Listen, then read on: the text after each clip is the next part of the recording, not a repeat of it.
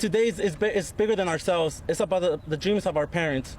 The reason we're here is because our parents made the sacrifices to bring us to this country with nothing that they knew of, only the clothes on their back, for us to provide better family. And now that we're here, we want to serve our country.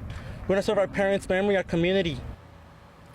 A group of undocumented immigrants joined lawmakers on Capitol Hill yesterday, pushing for the right to serve in the military here. The military dreamers, as they are known, are unable to serve in uniform because of their immigration status. Some members of Congress, including Joaquin Castro, are trying to change that. There are a group of people, these DACA students and DREAM Act students, who, if given the opportunity, would do well in our U.S. military academies, who are eager to serve the only country that they've ever called home.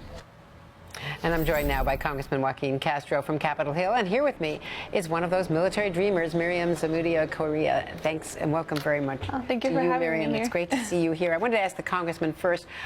You got blocked by the Republican leadership in trying to get the Enlist Act into an amendment on the floor as part of the defense authorization. Where do you go next? A standalone bill? Do you have any assurance of getting this into legislative action? Sure, Andrea. Well, we'll try to get the Senate to put it in the defense authorization bill, and then hopefully it'll come over to the House. But then also these bills will be filed as standalone bills. Jeff Dunham from California had the Enlist Act, which would allow Dreamers to go into the military. I had an amendment which would allow DACA students to apply to our military academies. And so these two things work together. And what's unfortunate is that last year they made Representative Denham's amendment in order and we're going to allow for a vote on it. He withdrew that amendment because the Republican leadership pledged to work with him to make it happen, and they broke that promise to him. And quite frankly, if they're not willing to entertain even the smallest issue on immigration, I really don't think they're going to do anything on immigration. And Miriam, what was your experience? This is your first time, lobbying for something. You went up to the Hill, and you've been rebuffed on the sort of initial ask. But what are your hopes? Why do you want to go into the military? First, know that I'm not the only one in this country that is undocumented and wants to serve our nation. There was a group of individuals that came from all over the country yesterday for the same reason that I did, and that is because we support this country, and this is our country, the place that we consider our home, and we want to serve it. And just like us, there's 1,000 other undocumented individuals who want to do the same. And not only did we come here because that's our dream, but we also came because our families have a dream as well, right? And because we want to make sure that they get admin relief and that they stop deportations, and that our families are also included as part of a solution to the immigration problem that we're having. And Congressman, there's a debate internally, we're told, between members of the administration at the cabinet level as to what the president should do about the deportation levels. What do you want to see the White House do? Where should they be coming down? We're expecting to hear something from Jay Johnson at Homeland Security pretty soon. Well, first, I'm glad that the Director of Homeland Security, Jay Johnson, is undertaking a review of deportations that many of us had been asking for some time. So that's a very positive step. I think what you'll see from him is a short-term solution and then later on a long-term solution on deportations. And I think you'll see some of those deportations curbed and more families being able to stay together.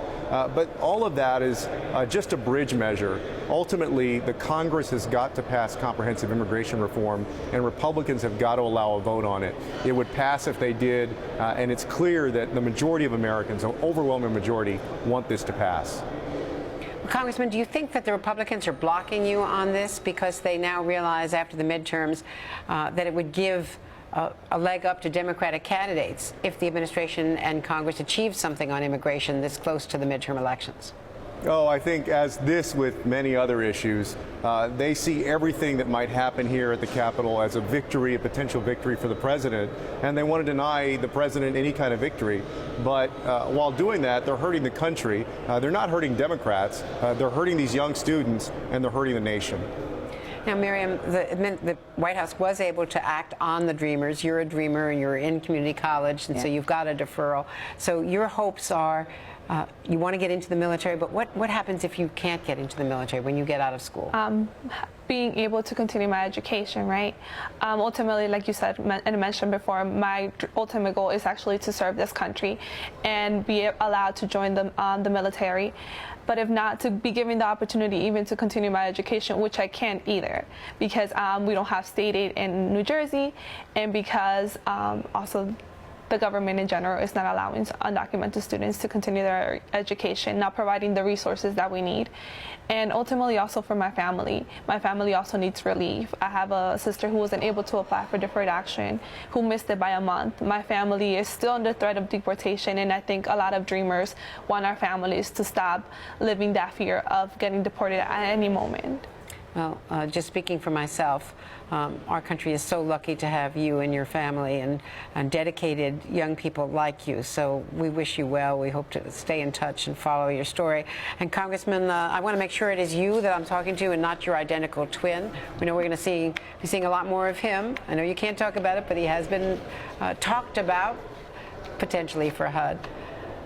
The confusion between the two of you is going to only get worse if he comes to Washington. You know that, don't you? I tried to keep him away, Andrea, but it looks like he may be coming here. Yeah. Well, we'll talk about it another time. Thank you very much. Great to see you, Congressman, and Miriam as well. Thank you for having me.